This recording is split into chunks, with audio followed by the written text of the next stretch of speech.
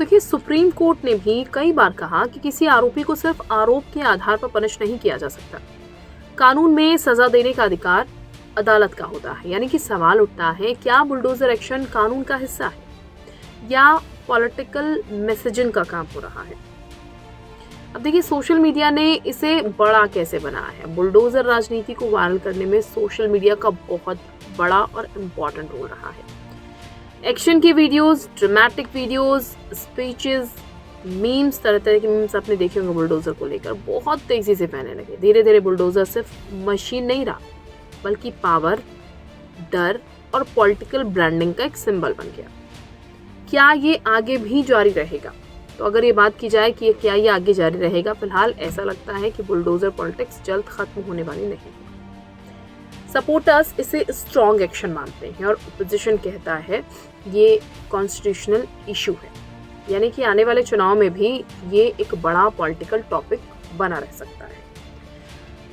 तो अगर देखा जाए तो बुलडोजर एक्शन सिर्फ इलीगल कंस्ट्रक्शन हटाने की कार्रवाई नहीं रहा है, बल्कि अब ये कानून व्यवस्था बनाम कॉन्स्टिट्यूशनल राइट्स की बहस का बड़ा सिंबल बन चुका है।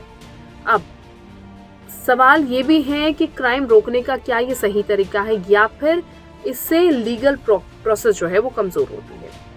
क्योंकि लोग ये कहते हैं, कानून ये कहता है कि भाई कानून जब है, कानून अपना काम कर रहा है, तो आप कानून के तरह से चलेंगे, अपने हिसाब से नहीं चलेंगे ना।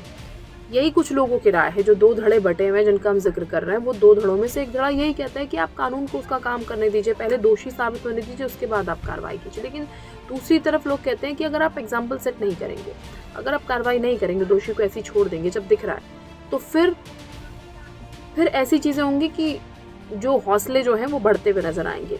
क्योंकि यूपी की अगर बात की जाए तो यूपी में जिस तरीके से माफियाओं को ख़त्म किया गया है, माफिया राज ख़त्म किया गया, जो लोग कहते हैं, लोगों की ज़ुबानी जो है, क्योंकि जो माफियाओं द्वारा कब्जे किए गए थे, जबरन जो है ज़मीन हथिया ली गई थी, वो ज़मीन जिस तरीके से वापस ली गई है माफियाओं की, और माफियाओं की ज़मीन वापस लेकर उन पर जो आवास बसाए गए, उन पर जो घर बनाए गए हैं, उन घरों को आम जनता के सुपर्द भी किया गया है। उनकी चाबी जो है वो आम जनता को भी दी गई है। ऐसे पीछे कई चीज़ें देखने को मिली हैं। तो इसी को लेकर लोग ये कह रहे हैं कि ये एक्शन गलत क्यों है, ये एक्शन बिल्कुल सही है, होना चाहिए। लोगों में डर है, दूसरी तरफ लोगों को घर मिल रहे हैं, और सबसे बड़ी बात ये कि कार्रवाई जो है तुरंत हो रही है। किसी भी व्यक्ति को ये डर है कि अगर वो कुछ गलत करेगा तो फिर उसके खिलाफ बहुत तगड़ा एक्शन होगा। एक्शन इस तरीके से कि उसका आशियाना छिन सकता है, और जब आशियाना ही नहीं रहेगा तो फिर वो किस काबिल रहेगा। ये डर जो है वो कहीं ना कहीं लोगों में बना है, क्योंकि बड़े बड़े महल जो हैं वो धराशायी कर दिए गए हैं।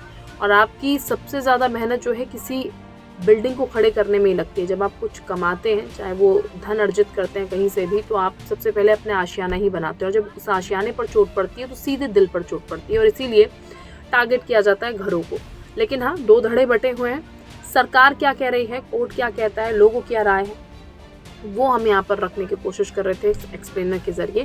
बहरहाल आप लोग क्या सोचते हैं, आपकी क्या राय है, वो हमें ज़रूर बताइएगा।